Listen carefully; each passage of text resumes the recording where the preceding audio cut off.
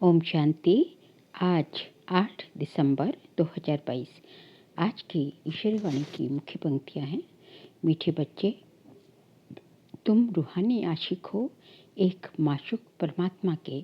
तुम रूहानी आशिक हो एक माशूक परमात्मा के। तुम्हें एक को ही दिल से याद करना है। दिल की प्रीत एक बाप से ही रखनी है। प्रश्न है, महावीर बच्चों की स्थिति और पुरुषार्थ क्या होगा, उसकी निशानी सुनाओ। उत्तर है, वे योग से आत्मा को सतोप्रधान बनाने का पुरुषार्थ करेंगे। उन्हें बाकी कोई भी बात की परवाह नहीं होगी। उनकी बुद्धि में रहेगा कि अब पुरानी दुनिया से नई दुनिया में ट्रांसफ़र होना है। वह विनाश से डरेंगे नहीं। उनके दिल के अंदर रूहानी प्यार की आग रहेगी। वह पुरुषार्थ करते करते रुद्रमाला का दाना बन जाएंगे। गीत है, ना वह हमसे जुदा होंगे। ओम शांति। इसको कहा जाता है रूहानी प्यार, अर्थात रूहों का रूहानी बाप के साथ प्यार। दुनिया भी उस रूहानी बाप को ही याद करती है कि हमको दुख से लिबरेट करो या दुख हरो। अब दुख हरो के पिछाड़ी सुख करो भी कहेंगे। सुख है ही सतयुग आदि में, तो जरूर कलयुग अंत में दुख होगा। ये बातें तुम बच्चे समझते हो, सारी दुनिया तो नहीं जानती। तुम्हारे में भी थोड़े हैं, कोटों में कोई कहा जाता है। ये है रूहानी लव आत्माओं का परमात्मा के साथ। सारी दुनिया का माशूक एक ही परमात्मा है। वह सभी आत्माओं का माशूक है, जिसको ही सब पुकारते हैं। आत्माएं तो छोटी बड़ी नहीं होती। अब तुम आत्माओं का लव हो गया है एक परमपिता परमात्मा के साथ। इसको रूहानी प्यार कहा जाता है। दुनिया में वह आशिक माशूक तो जिस्मानी होते हैं, उनका आपस में प्यार भी जिस्मानी होता है। तुम्हारा तो रूहानी प्यार है। बाबा ही आकर तुम्हारे दुख हर कर सुख देते हैं। तुमको बहुत सुख मिलता है, फिर दुख भी बहुत मिलता है। बाबा कहते हैं, हे बच्चे, अब तुम्हारा प्यार मेरे साथ हुआ है, क्योंकि तुम जानते हो बाबा हमको सुखधाम का मालिक बनाने वाला है, मुक्ति और जीवन मुक्ति का दाता है। बाबा कहते हैं, तुम रहो भी भल अपने अपने घर में। जैसे जिस्मानी आशिक माशूक भी अलग अलग अपने घर में रहते हैं, ये भी ऐसे है। मैं दूर देश से आता हूँ तुमको पढ़ाने। तुमने बुलाया है कि हे पतित पावन आओ, हे दुख हरता सुख करता अब आओ। वास्तव में आता तो मैं अपने टाइम पर हूँ, ऐसे नहीं तुम्हारी पुकार पर आ जाता हूँ। मैं आता तब हूँ जबकि तुमको कलयुग से सतयुग में चलना है। वह मनुष्य से देवता, भ्रष्टाचारी से श्रेष्ठाचारी बनना है। तो अब तुम्हारा बाप के साथ रूहानी लव है। तुम्हारे अंदर रूहानी प्यार की आग लगी हुई है। जैसे अज्ञान में काम क्रोध की आग लगती है, अब तुम आत्माओं का प्यार होता है भगवान के साथ। दुनिया तो कुछ भी समझती नहीं। कह देते परमात्मा सर्वव्यापी है, नाम रूप से न्यारा है। एक तरफ कहते हैं नाम रूप से न्यारा, दूसरी तरफ कहते सर्वव्यापी है, तो उसमें मनुष्य जानवर आदि सब आ गए। अब तुम बच्चे जानते हो आत्माओं का माशूक है परमात्मा, उनसे प्रीत लगानी है। ये तो जानते हैं आपदाएं बहुत आएंगी, भिन्न भिन्न प्रकार के विघ्न भी पड़ेंगे। विघ्न तो हर एक को पड़ते हैं, ये कोई नई बात नहीं। क्योंकि नई दुनिया की स्थापना के लिए बाबा बिल्कुल नई बातें सुना रहा है। लिखा हुआ भी है ब्रह्मा द्वारा स्थापना, परंतु स्थापना और विनाश की बात को कोई समझते नहीं। स्थापना किसकी कहते हैं? राजस्व अश्वमेघ ज्ञान यज्ञ रचा। जरूर यज्ञ रचा स्वराज्य के लिए, नर से नारायण और नारी से लक्ष्मी बनने के लिए राजयोग सिखाते हैं। अच्छा, फिर उसकी रिजल्ट कहाँ? ये है नई बात। इसलिए मनुष्य मूझते हैं। गुरु लोग तो किसको मुक्ति जीवन मुक्ति दे न सके। ये बस गप्पड़े लगाए हैं कि फलाना पार निर्वाण गया या वैकुंठवासी हुआ। बाबा ने समझाया है, दिलवाड़ा मंदिर में ऊपर वैकुंठ के चित्र दिखाए हैं, नीचे तपस्या के। अब तुमको समझ मिली है कि ये भारत ही वैकुंठ था, कब था ये भी तुम ही जानते हो। पुजारी लोग क्या जाने, मनुष्य ही कौड़ी जैसा, मनुष्य ही हीरे जैसा बनता है। आगे ये बातें ख्याल में नहीं आती थी। बाबा ने बतलाया है कि पुरुषार्थ कर ऊंच पद पाना है। अगर अच्छा पुरुषार्थ करेंगे तो नई राजधानी में ऊंच पद पाएंगे। अच्छा पुरुषार्थ करेंगे तो अच्छा पद मिलेगा। तुम्हारे लिए स्वर्ग कोई दूर नहीं। जैसे स्कूल में बच्चे पढ़कर पास होते हैं तो एक क्लास से दूसरे में ट्रांसफ़र होते हैं। तुम भी ट्रांसफ़र होते हो पुरानी दुनिया से नई दुनिया में।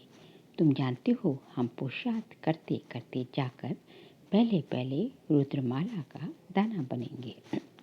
स्कूल में भी पास होते हैं तो फिर नंबरवार जाकर बैठते हैं।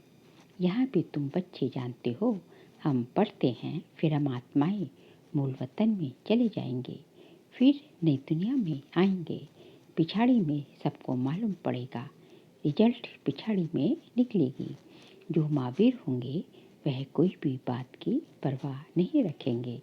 जानते हैं विनाश तो होना ही है, डरने की बात ही नहीं। अर्थक्वेक तो होनी ही है। तुमको तो जाना है नई दुनिया में।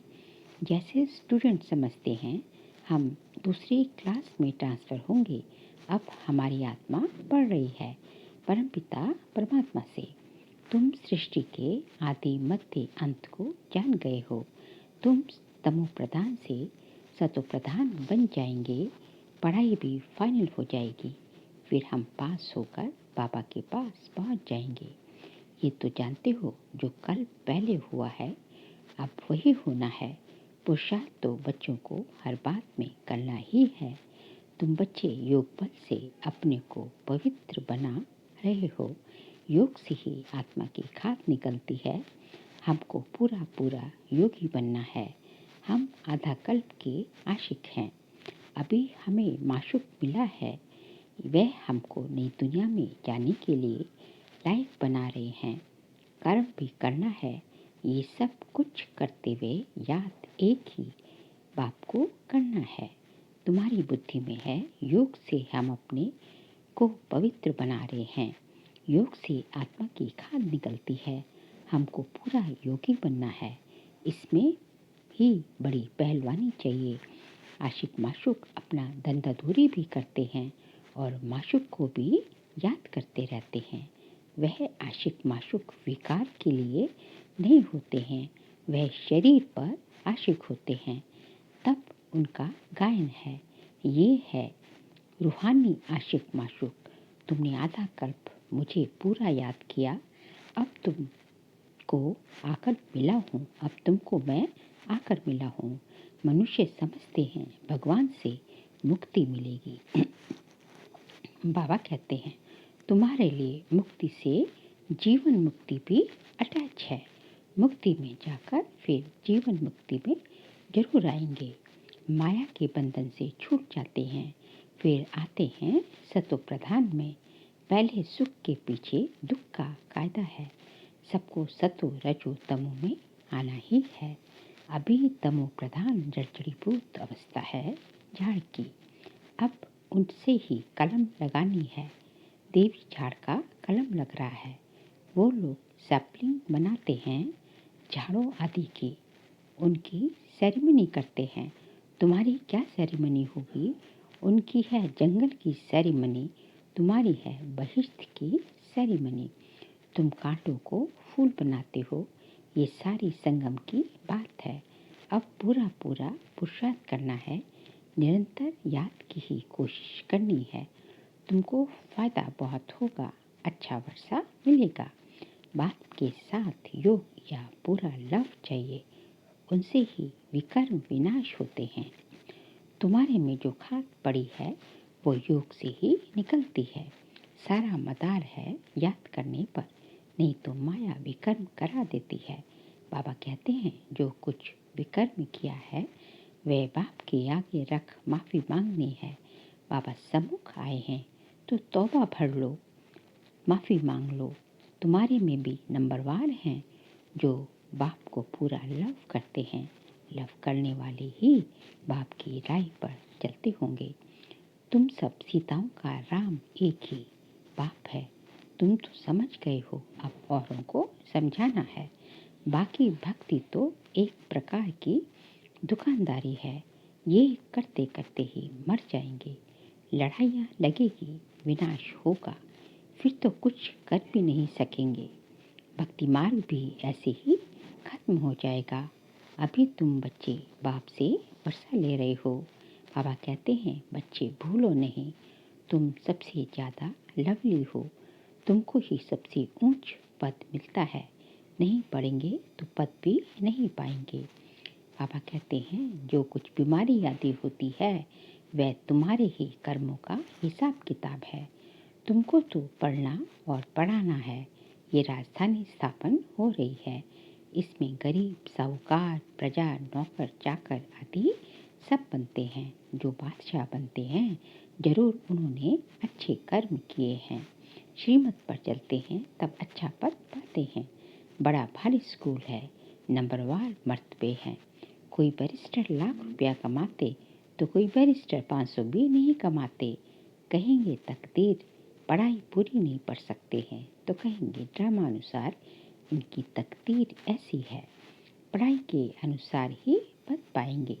आगे चलकर तुमको पूरा पूरा साक्षात्कार होता रहेगा। कहेंगे तुम्हारे ऊपर इतनी मेहनत कहेंगे तुम्हारे ऊपर इतनी मेहनत की, फिर तुम पढ़े नहीं। अब तो सजा खानी पड़ेगी।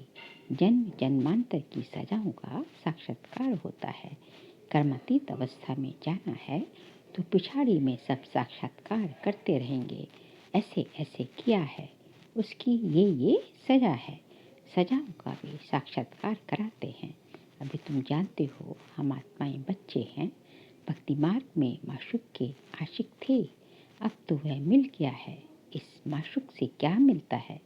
ओहो, वह हमको स्वर्ग का मालिक बनाते हैं। तुम अब पाप और वर्षे को जाग गए हो, इसलिए बाबा समझाते हैं कोई भी मिले तो समझाओ तुमको दो बाप हैं, एक हद का, दूसरा बेहद का। बेहद के बाप से 21 पीढ़ी सुख का वर्षा मिलता है। रावण के राज्य में दुख ही दुख है, इसलिए बाबा को याद करते हैं। हे दुख हरता सुख करता आओ। कितनी सहज बात है।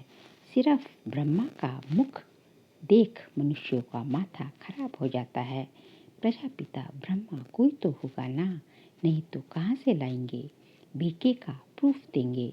हम बीके बाप के पास बैठे हैं। वह मनुष्य सृष्टि रूपी झाड़ है, तो प्रजापिता ब्रह्मा भी यही ही होगा। बाबा कहते हैं माया तुमसे बहुत लड़ेगी, बाबा को याद करने नहीं देगी, इसलिए खबरदार रहना। माया तुम्हारा बाप से मुख मोड़ने का पुरुषार्थ करेगी, परंतु तुमको मोड़ना नहीं है। इससे बाबा से मुख नहीं मोड़ना है। तुम्हारे पैर हैं नरक की तरफ और मुख है स्वर्ग की तरफ। अब वैकुंठ में जाना है। अच्छा, मीठे मीठे सिखलते बच्चों प्रति माता पिता बाप दादा का याद प्यार और गुड मॉर्निंग। रूहानी बाप की रूहानी बच्चों को नमस्ते। हम रूहानी बच्चों की रूहानी बाप दादा को नमस्ते नमस्ते नमस्ते। सार के लिए पॉइंट्स हैं। पढ़ाई अच्छी तरह पढ़नी और पढ़ानी है। सच्चा आशिकपन एक बाप से रूहानी लव रखना है। कोई भी विकर्म नहीं करने हैं।